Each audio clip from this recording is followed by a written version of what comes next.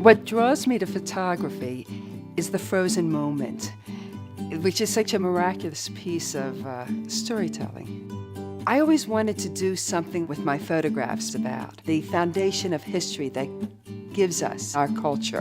And that's what American Hands is about. The stories of common people doing extraordinary things.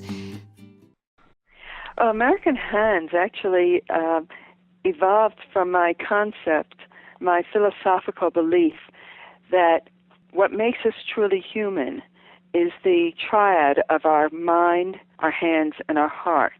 How we touch the world, how we change the world, how it affects us, what we think about that. I kept narrowing it down further and further. What can we make? What do we achieve with our hands? And even that was too broad. When I finally brought it down to the concept of those traditional crafts, trades, that were necessary for our developing culture, and focusing my camera on those people who are keeping traditional trades alive, it suddenly became a mission for me, something that I hope is going to continue for at least the next 10 years. I am doing narrative portraits of people who keep the old trades alive, such as a blacksmith, a bookbinder, glassblower, weaver, spinner, quilting, stonemasonry. And what I do is I spend time with each of these artisans.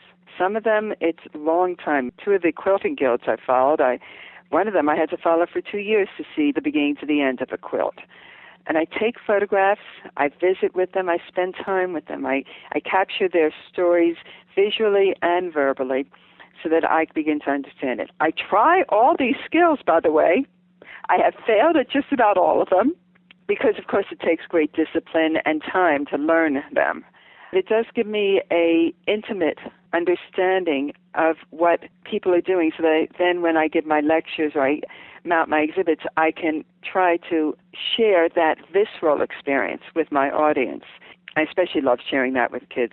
I go to schools and libraries and such and give lectures. Why do you think that it is important to share Pennsylvania Hands exhibit with elementary students? I think it's important to understand where things come from, where that t-shirt comes from, where the milk that you drank came from.